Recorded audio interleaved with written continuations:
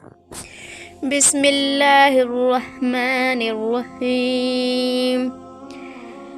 رات گزر چکی تھی، ستارے جھلملا کر آسمان میں ڈوب رہے تھے۔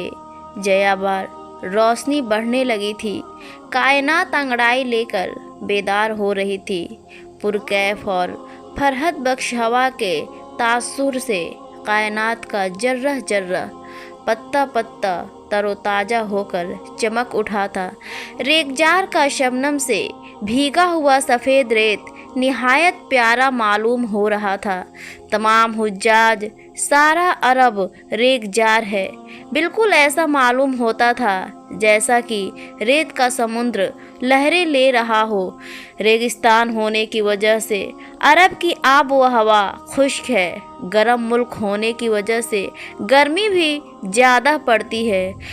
باد سموم یعنی زہریلی ہوا ملک عرب ہی میں چلتی ہے، جو انسانوں کو چشم جن میں مسموم کر کے مار ڈالتی ہے۔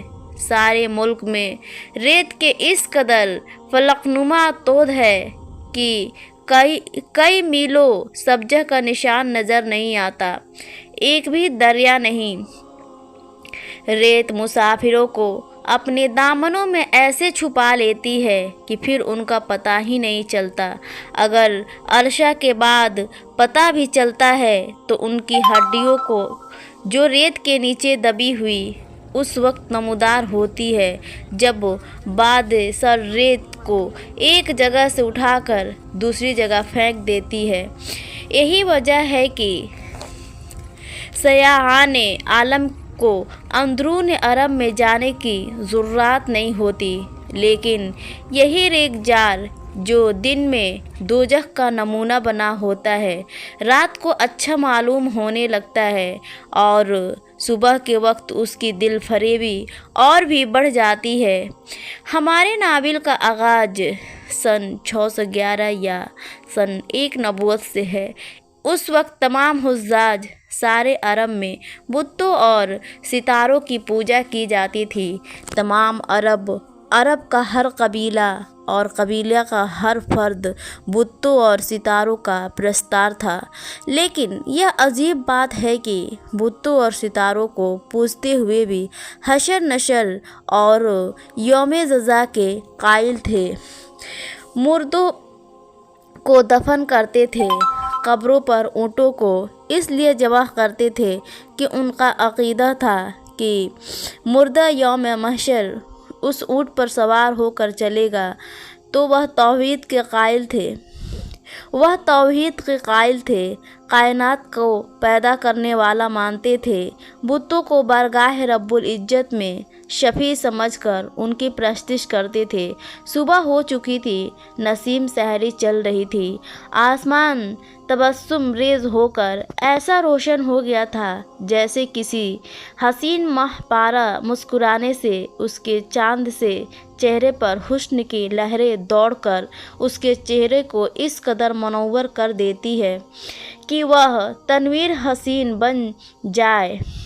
اس وقت مکہ کے ایک گوشہ سے نہایت ہلکی سریلی آواز پیدا ہوئی، جو تبدریج بڑھنے لگی اور بڑھتی گئی اور بڑھتے بڑھتے اس قدر بڑھی کہ شہر مکہ کے گلی گلی، کوچہ کوچہ گھر میں اس کی آواز سنی گئی۔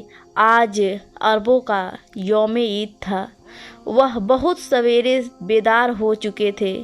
آواز کو سن کر مرد اور بچے بیت الحرام کی طرف دوڑنے لگے۔ مکہ کے گلی کوچوں میں ہلچل شروع ہو گئی اور لوگوں کے ٹھٹ کے ٹھٹ تیزی سے جاتے نظر آنے لگے۔ سریلی آواز ابھی تک بلند ہو رہی تھی، نہایت دلکش آواز تھی۔ ایسا معلوم ہوتا تھا جیسے کوئی سریلا باجا بجا رہا تھا۔ لوگ اطراف شہر سے تیزی کے ساتھ بیت الحرام کی طرف دوڑ رہے تھے۔ زرق برق پوشاکیں پہنے ہوئے تھے، زرتار ٹپکے باندھے تھے، پورے عربی لباس میں ملبوس تھے۔ بیت الحرام यानी खाना काबा नाफ शहर में वाक़ था। यही वह हरम शरीफ है कि जिसकी बुनियाद हज़रत इब्राहीम अलैहिस्सलाम ने रखी थी। मुद्दतों तक तौहीद परस्तों खुदा के पूजने वालों का मलजा व मादास रहा था, अब बुत परस्तों का कब्ज़ा में था। अरब निहायत शरत से दौड़ दौड़ कर आ रहे थे, खाना काबा के चारों तरफ खड़े होते चले जा रहे थे। खाना काबा की इमारत पत्थर और चूने से बनाई गई थी, निहायत मुस्तहकिम और बड़ी शानदार थी। हर चार तरफ मतौद बड़े बड़े ऊंचे ऊंचे आलिशान दरवाजे थे। खाना काबा के नीचे ही एक कुआं था। कुएं की मन पत्थर और दहन किसी कदर छोटा था। यही कुआं दुनिया में जमजम के नाम से मशहूर है। कुएं की मन के करीब इधर उधर बड़े बड़े दो बुत थे। उनमें एक बुत किसी हसीन औरत की मुजस्समा थी। ऐसा मालूम होता था जैसे कोई परी पीकर खड़ी मुस्कुरा रही है। उस बुत का नाम नायला था। दूसरा बुत एक कोयल हफ्सा इंसान की शक्ल का था। ऐसा मालूम होता था कि जैसे कोई पहलवान अपने हरीफ को जेर करके खड़ा खुश हो रहा हो। उस बुत का नाम उसाफ था।